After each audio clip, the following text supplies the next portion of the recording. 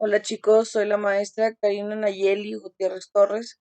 Imparto la materia Fundamentos de Enfermería 1 en la Escuela de Estudios Técnicos de Enfermería al semestre primero, sección F.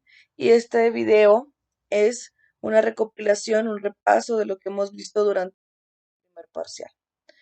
Hablando de la enfermería, tenemos que hablar de la historia de ella. La enfermería se le ha denominado como la más antigua de las artes y la más joven de las profesiones. Se estableció también que la enfermería se trata de un servicio humano, de una vocación aprendida, y recientemente se ha dicho que es una disciplina en el área de la salud que maneja el cuidado durante todo el transcurso del ciclo vital, desde que nace una persona hasta que fallece. ¿Ok? Por eso hablamos del ciclo vital. La madre de la enfermería, como se dice ahorita actualmente, también denominada la dama de la lámpara, es Florence Nightingale, que ya la vimos. Ella era una mujer de una clase alta, donde ella le gustaba y su vocación era ayudar a los más necesitados.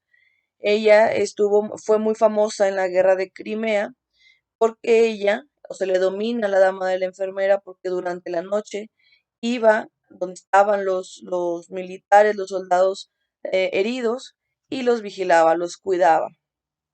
En toda su estadía como precursora de enfermería, ella disminuyó las infecciones en los militares, disminuyó que se murieran, empezó a implementar medidas antisépticas, empezó a implementar el lavado de manos. ¿Ok? Entonces, por eso ella es muy importante en nuestra carrera.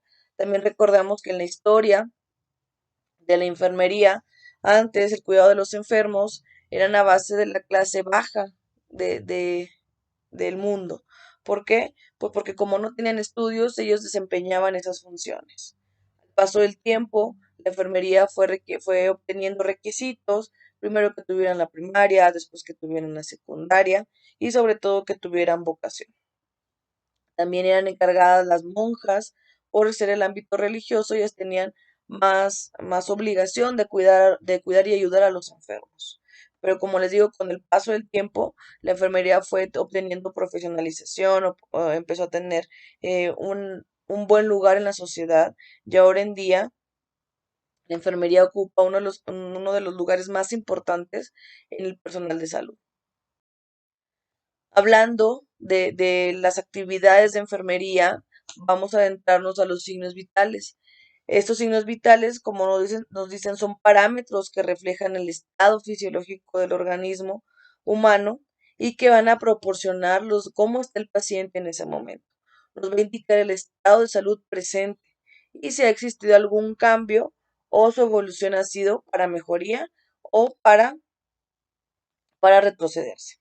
¿Cuáles son los signos vitales? Se clasifican en cuatro, que es la temperatura, que nos vamos a auxiliar por medio de un termómetro, la frecuencia respiratoria, la frecuencia cardíaca, que nos vamos a auxiliar por medio de la palpación, y la presión arterial, que nos vamos a auxiliar con un baumanómetro y un estetoscopio. ¿Ok? Hablar del pulso es hablar ¿qué es? Es la frecuencia cardíaca, es el número de latidos que el corazón da por un minuto, ¿sí?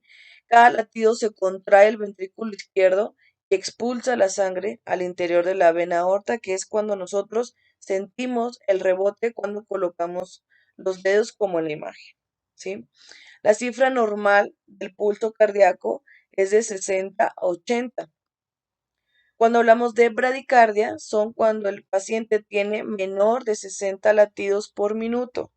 Cuando hablamos de taquicardia, es cuando el paciente tiene más de 100 latidos por minuto.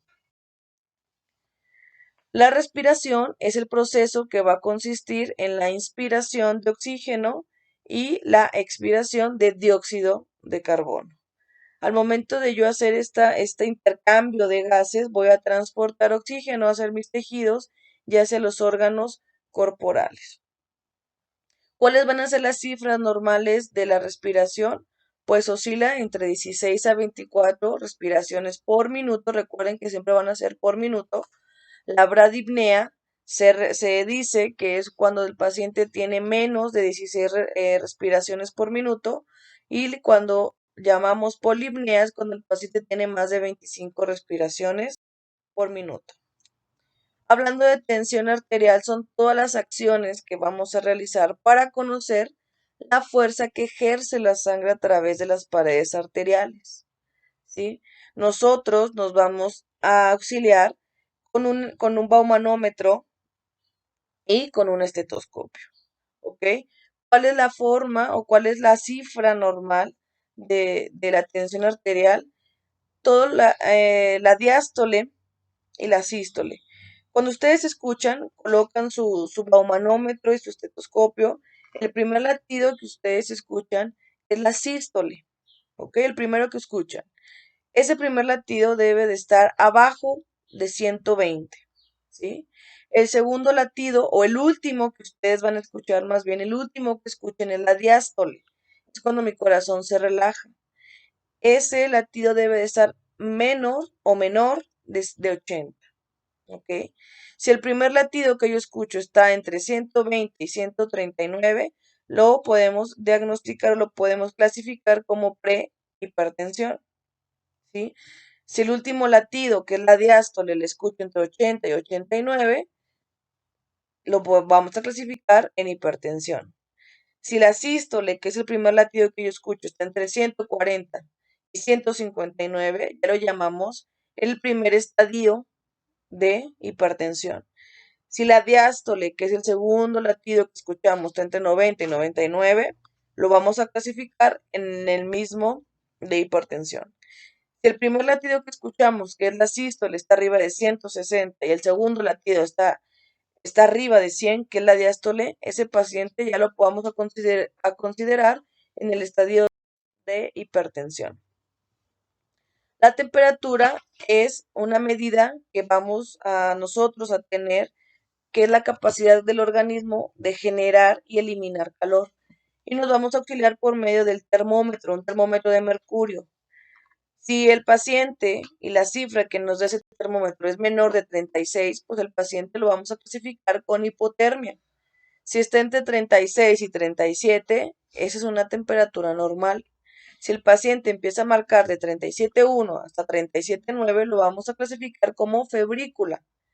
Si el paciente presenta arriba de 38, ese paciente tiene fiebre. Estos 4 signos vitales son esenciales para, para el paciente, que nos va a decir cómo está su estadio en ese momento, cómo se encuentra su estado. Yo debo de ser sincero al tomar esos datos. Recuerden que al tomar el pulso es durante 1 minuto con mi reloj segundero. Al momento de yo tomar la respiración, yo no le voy a avisar a mi paciente que la estoy tomando. ¿Por qué? Porque él puede manipular la respiración, puede respirar más rápido, puede respirar más lento y nos va a dar una cifra errónea. ¿Ok? Siempre durante 1 minuto esos dos. El termómetro lo vamos a colocar de 3 a 5 minutos con mi paciente, ¿ok? Por debajo de la ropa y siempre en la axila. Si son niños neonatos o son niños recién nacidos, la colocación del termómetro se recomienda que sea vía rectal. Y la presión arterial también debemos de tomarla arriba del pliegue, que el estetoscopio no interfiera con el brazalete, ya que nos va a dar una cifra errónea. ¿Sí? Este es un pequeño repaso que ya lo vimos en esas primeras 3 semanas. Cualquier duda, aclaración, me pueden buscar, saben que estoy en la mejor disposición y lo único que me queda es desearles suerte en su próximo examen y les mando saludos y que estén muy bien.